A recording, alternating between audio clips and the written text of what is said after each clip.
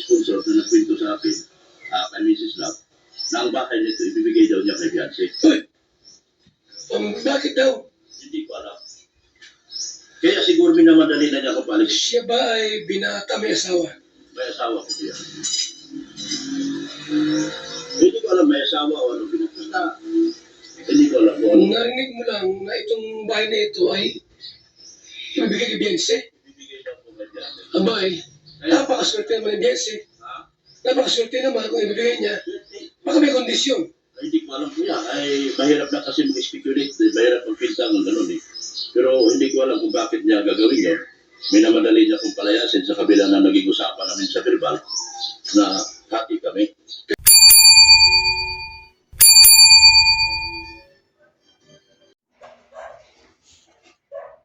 So ayan, mga viewers ko. Dito naman po ako. Kumusta po kayo? Welcome po kayo sa aking YouTube channel, Radio Channel. Pakisubscribe, like, share, and comment. Mga viewers ng Pagubihero, viewers ni Krishna, viewers na Chris Pao Panatic. Welcome po kayo sa aking YouTube channel. Viewers ni Kalinga Prab, Kuya Bal, Ate Na, Ate Jack. Viewers ni Dr. Love.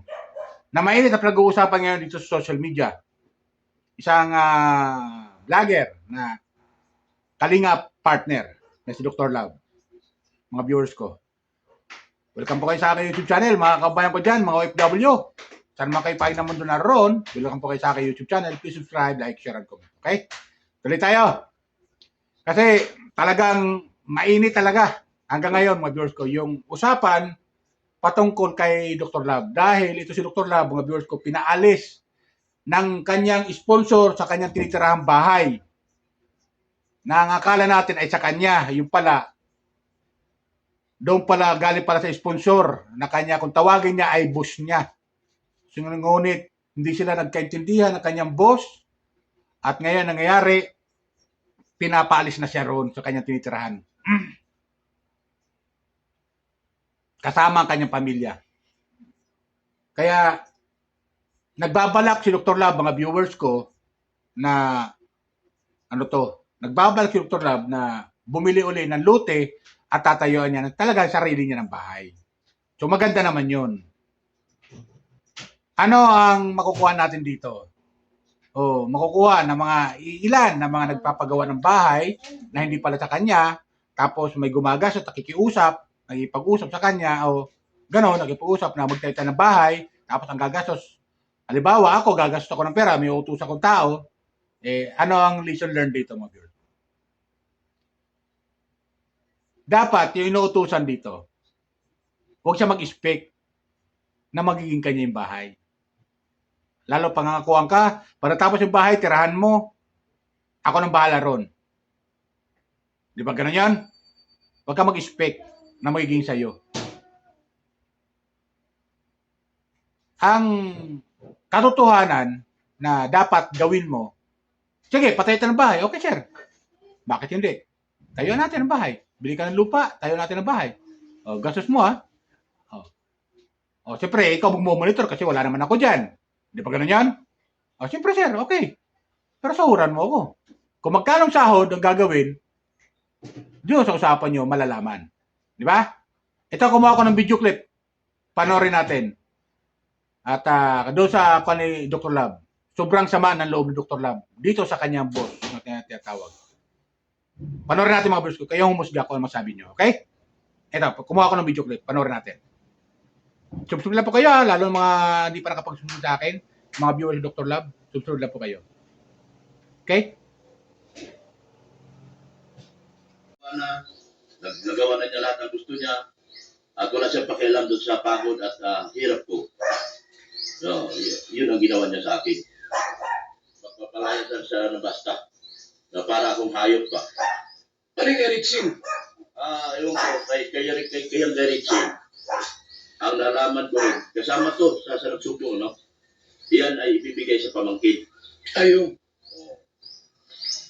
Alam na Erickson yan. Nung ano ko lang sinabi ni Erickson isang araw na tinapat ko rin si Erickson na ang bahay na yan, ibibigay daw sa pamangkin. Itong bahay na ito, ibibigay kay Beyonce. Bako.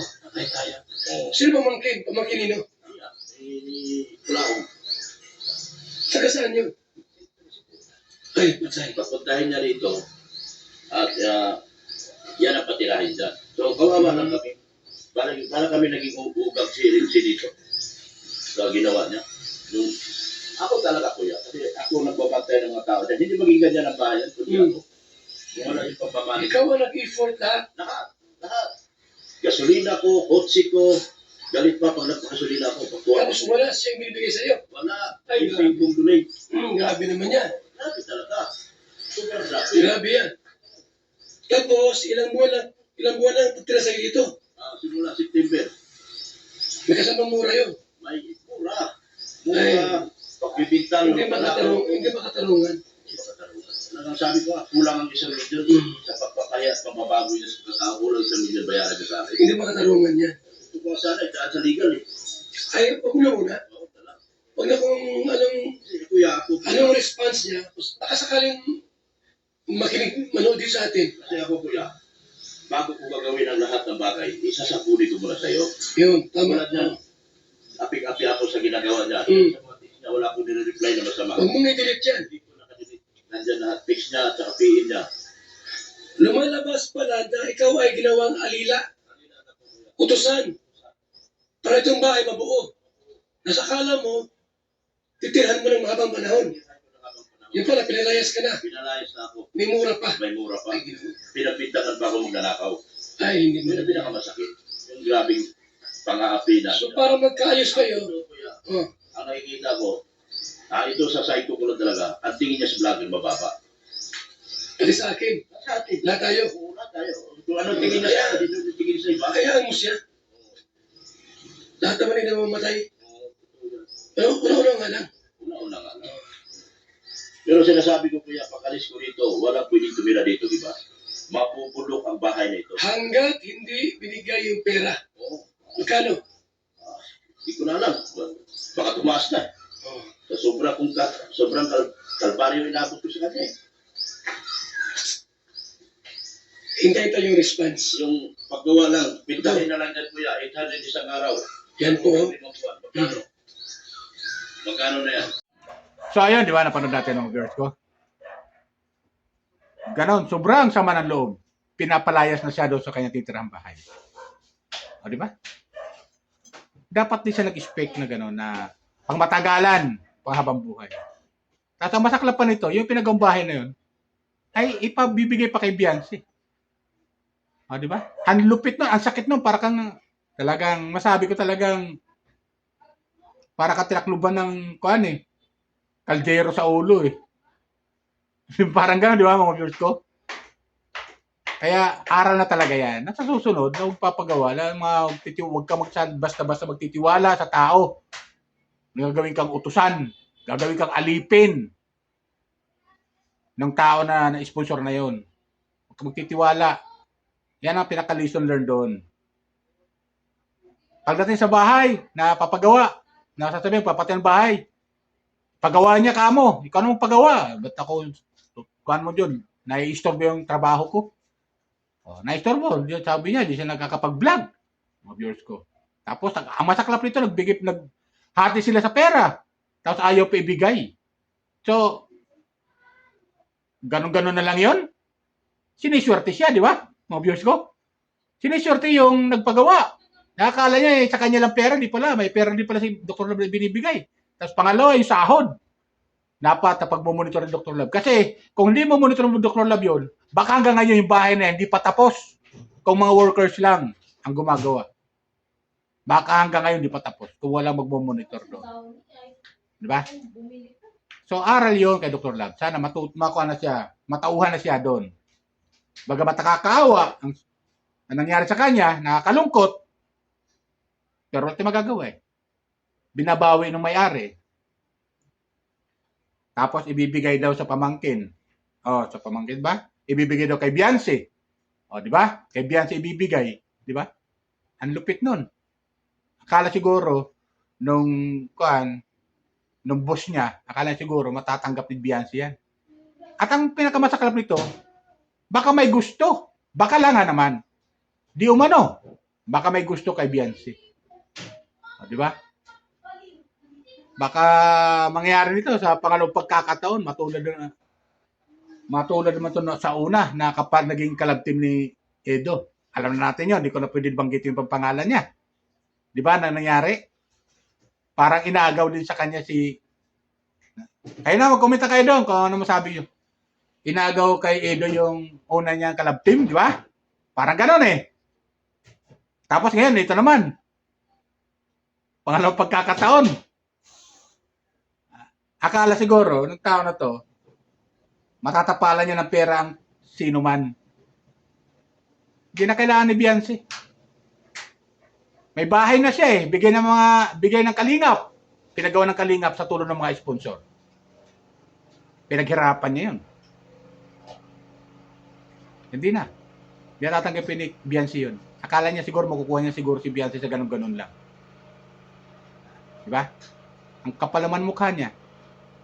Sa totoo lang, ang kapal ng mukha nitong boss ni Dr. Love. Mga viewers ko. Comment lang kayo kung tama siya sabi ko. Ang kapal ng mukha niya. Oo, siya nagpagawa. Kasama si Dr. Love. Di lang naman siya sa kanya pera lang yan eh. Di ibigay niya kay Dr. Love yung hinihingi ni Dr. Love para tapos na. Para din sabihin natin na manipis yung mukha niya. Pero sa ngayon, pag kinuha niya basta-basta yan, kay Dr. Love, yung bahay na yan, tapos di niya bibigay si Dr. Love, sa nagastos si Dr. Love, sa inabuno ng Dr. Love, yung sasabi natin makapal ang mukha niya. Di ba? Ganun lang kasimple lang yun. Makapal ang mukha niya. Di ba, Dr. Love? Yung boss mo na sponsor, makapal ang mukha niya. Sasabihin, charity. Yung pala, yung charity niya, hanggang ko alam pala, ilong niya. Nag-charity pa siya. Nag-sponsor pa siya. Wala rin pala siya kwenta. Di ba, Dr. Love? Kupal yung kuan mo, yung boss mo na yan, na pinagkatiwalaan mo, tapos ganun gagawin. Yan lang sa akin, mga viewers ko. Naiinis lang ako kasi, sa totoo lang, nakakalungkot din yung sitwasyon ni Dr. Love. Ginawa niya naman lahat. Tapos ganun-ganun na lang. Sabi Dr. Love, binumura, di makain ng tao. Yung ginagawa sa kanya itong bossing niya na, makapal ang mukha. Di makain, di matanggap, Dr. Love. Sabi Dr. Love ha, mga viewers ko, mapapanood nyo doon sa upload ni Kuya Bal. Interview ni Kuya Bal kay Dr. Love. Kaya, aral na talaga yan. Aral na talaga yan. Ginawa siyang alipin. Ginawa siyang alila nitong taong itong makapal ang mukha. Ba? Ilan sa akin, mga viewers ko?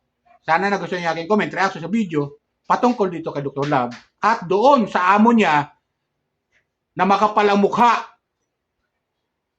Ba? Sino kaya yon? Makapal ang mukha na amo niya. Comment lang kayo kung anong pangalan kasi ayaw kong magbanggit ang pangalan kung sino siya. Wala akong pakialam sa mukha niya. Ba? Ilan sa akin, mga views ko? Sana gusto niyo aking comment, reaction patungkol dito kay Dr. Love. Okay? Bye! Ingat po tayo lagi. Pagpalain po tayo ng pumaykapan.